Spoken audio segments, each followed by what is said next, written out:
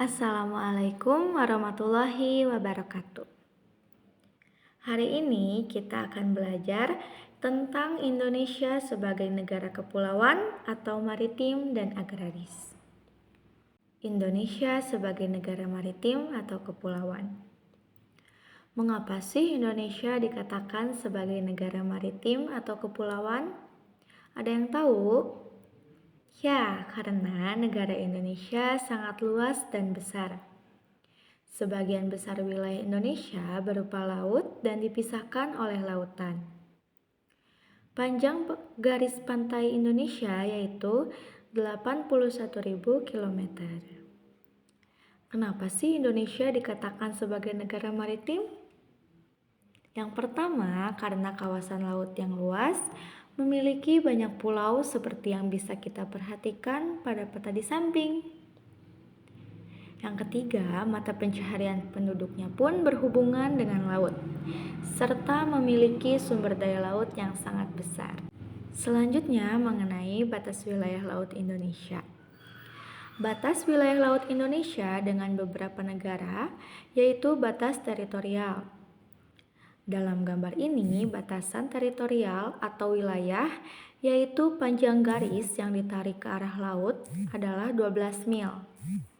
Indonesia mempunyai hak kedaulatan, negara lain dapat berlayar di wilayah ini atas izin pemerintah. Indonesia luas laut daripada Indonesia adalah 282.583 km. Selanjutnya, di atas landasan kontinen. Di atas landasan kontinen adalah dasar laut. Jika dilihat dari segi biologi maupun biomorfologi, landasan kontinen memiliki kedalaman kurang dari 200 meter. Batas landas kontinen diukur mulai dari garis dasar pantai ke arah luar. Jarak paling jauh adalah 2.749 km. Selanjutnya, zona ekonomi eksklusif. Zona ekonomi eksklusif wilayah laut sejauh 200 mil dari pulau terluar saat air surut. Luar zona ekonomi eksklusif Indonesia adalah 2.936.345 km. Di zona ini, Indonesia memiliki tugas hak untuk melakukan beberapa kegiatan. Apa itu? Yang pertama, melakukan eksplorasi, eksploitasi, dan pengelolaan dari konservasi sumber daya alam. Yang kedua, melakukan penelitian, perlindungan, dan pelestarian laut. Dan yang ketiga, memberikan izin pelayaran internasional melalui wilayah ini dan memasang berbagai sarana penghubung laut. Indonesia sebagai negara agraris. Mengapa sih Indonesia dikatakan sebagai negara agraris? Ciri-ciri dari negara agraris adalah produsen berbagai hasil pertanian. Hasil pertanian di Indonesia itu sangat banyak, maka Indonesia disebut sebagai negara agraris. Hasil pertanian tersebut diekspor ke berbagai negara. Hal ini membuat negara agraris membutuhkan sumber daya manusia yang banyak untuk memenuhi pertanian. Selanjutnya, memiliki lahan yang luas dan subur. Lahan yang luas dan subur cocok sebagai tempat bercocok tanam. Selanjutnya, ada gambar air, jadi persediaan airnya melimpah. Air melimpah dapat membantu perkembangan di bidang pertanian, karena air mendukung kesuburan tanah. Di negara agraris, banyak sumber-sumber air yang melimpah seperti sungai, danau, waduk, dan sebagainya. Nah, sekarang letak geografis Indonesia. Ini adalah batas negara kesatuan Republik Indonesia dengan 10 negara di sekitarnya.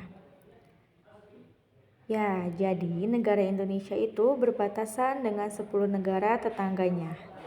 Ada Australia, Timur Leste, Filipina, Malaysia, Vietnam, India, dan Papua Nugini. Kondisi geografis Indonesia. Kondisi geografis merupakan suatu yang dapat mempengaruhi kehidupan di wilayah tertentu. Kondisi geografis satu wilayah dengan wilayah lain berbeda. Hal ini disebabkan oleh faktor kenampakan alam dan letak wilayah. Jadi, dapat mempengaruhi kehidupan masyarakat. Kondisi geografis Indonesia dapat dilihat dari 4 aspek.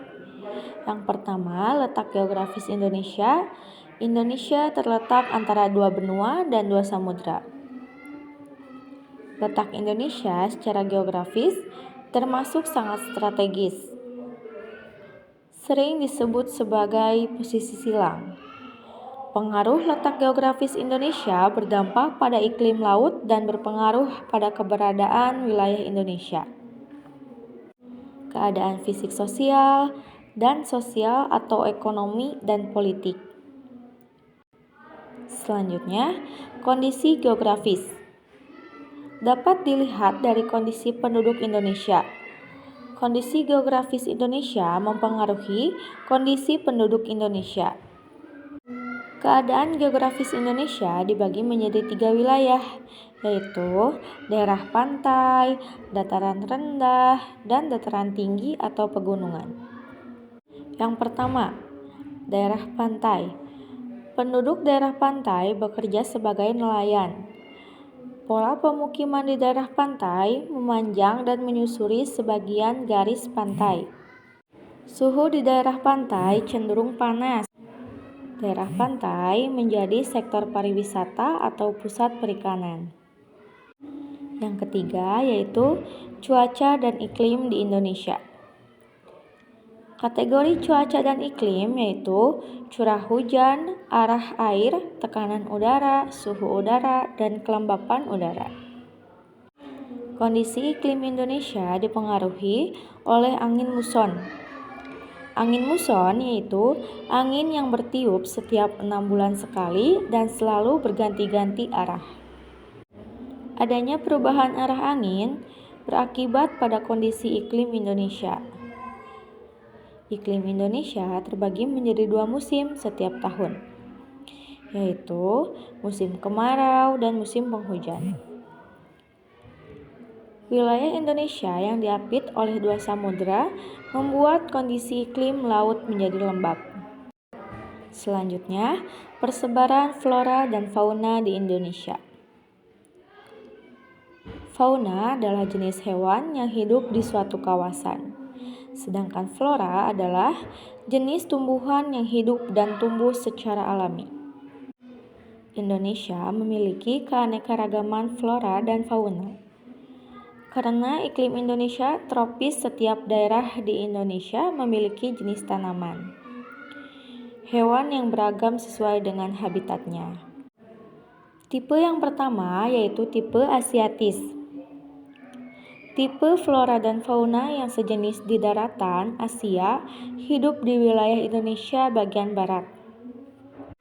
Jadi, asiatis ini hidup di wilayah Indonesia bagian barat seperti Sumatera, Jawa, dan Kalimantan.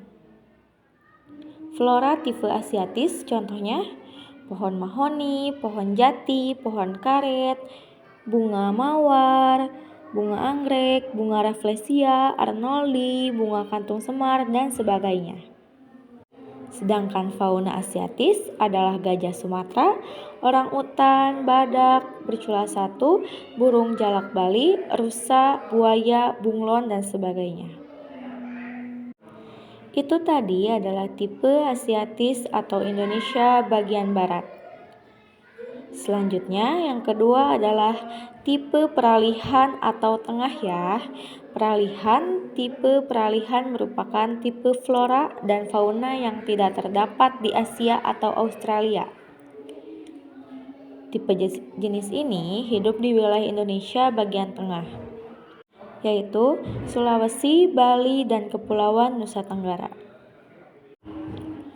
Flora tipe peralihan adalah tanaman cengkeh, tanaman cendana, tanaman anggrek serat, kayu eboni, dan sebagainya. Sedangkan fauna peralihan seperti burung nuri, burung kakatua, anoa, babi rusa, monyet hitam, komodo, biawak, dan sebagainya.